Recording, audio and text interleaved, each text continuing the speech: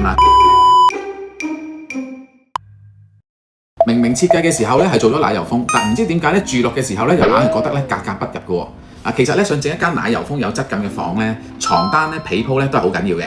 如果你揀啲紅紅綠綠啊，好大個 pattern 嗰啲咧，間房嗰種柔和嘅感覺咧就會即刻冇晒嘅。建議咧仲要揀翻一啲柔和啲顏色啦，例如係奶白色啊、卡其色或者一啲淺灰色咁樣啦，一啲鮮紅色啊、熒光紫啊，間房咧就即刻好似變咗 K 房咁樣。至於布料方面咧，床單或者窗簾咧就唔好揀一啲滑身啊、廉價 feel 嗰啲啦，即係好似啲膠嗰啲咁樣咧，瞓覺嘅時候咧又唔舒服喎。建議咧用翻啲棉質啊，或者天絲啊，或者一啲復古啊、亞麻質咁嘅布料啦，舒服得嚟咧又有質感啊。咁其次就係咧，另外咧過分嘅拼色啦，譬如一啲黑白對比太強啊，或者係太多花線嘅話咧，都會破壞咗奶油風嗰種溫柔嗰種感覺嘅。間房睇落去咧就會好廉價啦，同埋好亂添嘅。